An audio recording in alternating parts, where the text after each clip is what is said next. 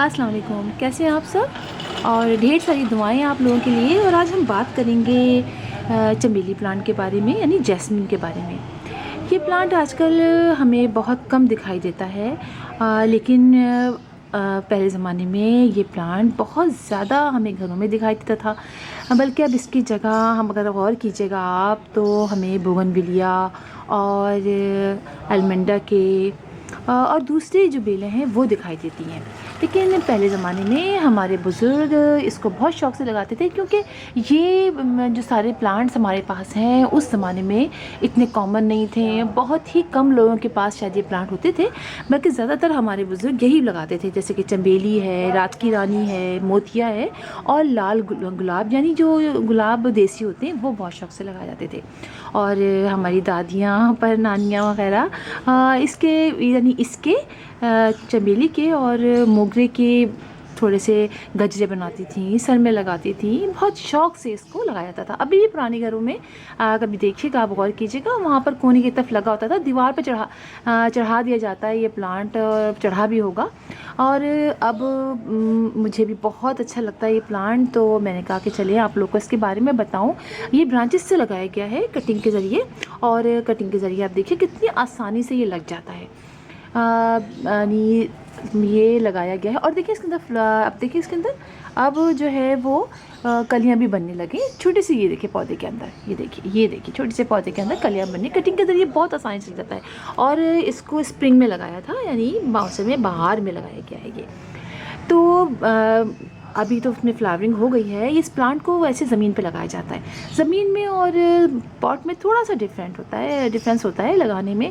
ज़मीन में जब हम इसको लगाते हैं तो किसी भी जगह पे आप लगा दें, सनी लोकेशन पे लगा दें, लेकिन ज़मीन में इतना मॉइस्चर होता है कि हमारा प्लांट इधर उधर से हर तरफ से एनर्जी लेता रहता है। लेकिन जब पॉट में लगाते हैं हम, तो हम उसको फिर रखते कैसी जगह पे, हम इसको इस जगह पे रखते हैं जहाँ पूरे दिन में इसको 1.5 से 2 घंटे की धूप मिले। वो गर्मियों की बात कर रही हूँ मैं, इसलिए कि ये देखिए छोटा सा पॉट होता है। इस छोटे से पॉट में अगर मिट्टी खुश हो जाती है और हम पानी नहीं डालते हैं, तो हमारे प्लांट सूखने लगते हैं और साथ ही तेज़ी से इसके फ्लावर भी सूखने लग जाते हैं। 2 दिन से फ्लावर खिल रहे हैं और 2 दिन से मैं सोच रही हूँ आपको वीडियो बनाऊँ। देखिए थोड़े से झड़ भी गए, थोड़े वहाँ भी उड़ के चले गए हैं। और इस सुबह से खिले हुए थे, अब थोड़े से मुरझा से रहे हैं, अब कल दूसरे खिल जाएंगे। तो इस प्लांट को हम ऐसी जगह रखते हैं गर्मियों में 1 से 1.5 घंटे की, 2 घंटे की डायरेक्ट सनलाइट इसको लगे, वरना पार्शियल शेड में रख दीजिए इसको। और मैंने देखें इसको प्लास्टिक के पॉट में भी लगाया है, प्लास्टिक के पॉट में भी बहुत अच्छे तरीके से ग्रो कर रहा है। और इसको भी इसी तरह रखेंगे तो इसका पॉट भी गीला गर्म नहीं होगा, क्योंकि ये गर्म हो जाता है बहुत देर। इसको हम इस पॉट को, प्लास्टिक के पॉट को हम धूप में नहीं रखते हैं। तो समझिए हमने इसको पार्शली शेड में रखा हुआ है। और मिट्टी की बात करें तो पॉट की मिट्टी हमेशा वेल ड्रेन ही लेनी चाहिए, क्योंकि पानी जो है वो इसमें खड़ा नहीं होना चाहिए। ज़मीन में तो पानी जज़्ब जाता है, लेकिन इसमें अगर खड़ा रह गया तो ये प्लांट्स की रूट को डैमेज कर देता है। लिहाजा आप जो उसकी सॉइल तैयार कीजिए, उसमें आप बालू मिट्टी और 50% आप बालू मिट्टी ले लीजिए, 25% आप गोबर की खाद, 25% आप कंपोस्ट ले लीजिए। और कंपोस्ट नहीं है आपके पास तो आप 50-50 कर लीजिए, बालू मिट्टी और गोबर की खाद दोनों इक्वल क्वांटिटी में लेके अपना पॉट तैयार कीजिए। और होल अच्छा रखिएगा। प्लास्टिक में तो आपको ज़्यादा होल लगना पड़ता है, इसलिए कि प्लास्टिक में देर तक पानी जमा रहता है, इसलिए होल ज़्यादा रखेंगे तो तेज़ी से पानी नीचे से ड्रेन आउट हो जाएगा और जितना हमारी रूट्स को लेना होगा वो ले लेगा।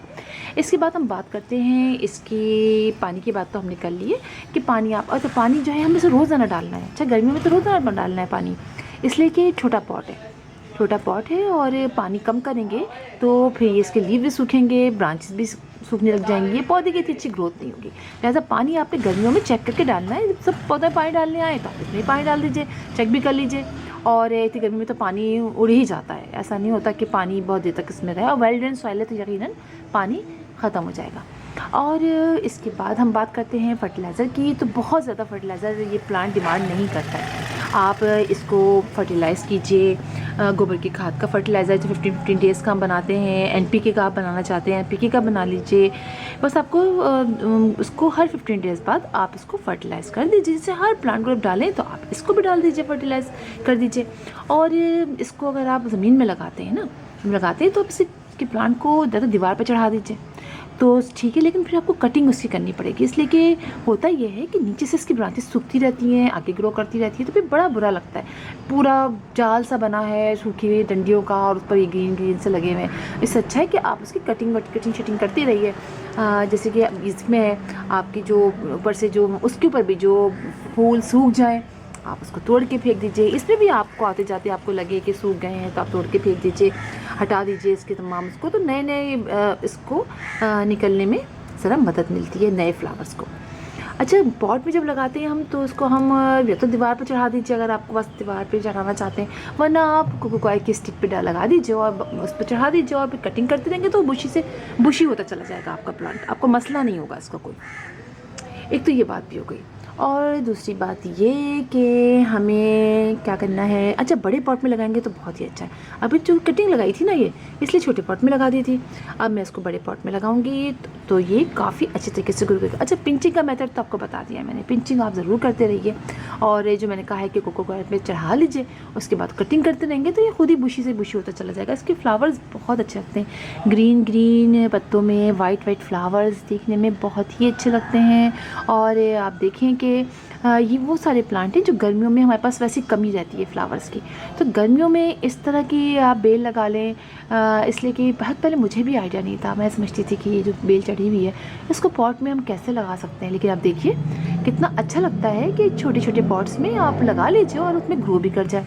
और आपको लगे कि पानी का कोई मसला है तो आप नीचे प्लेट रख दीजिए, मल्चिंग कर दीजिए, प्लेट रख के उसे पानी डाल दीजिए।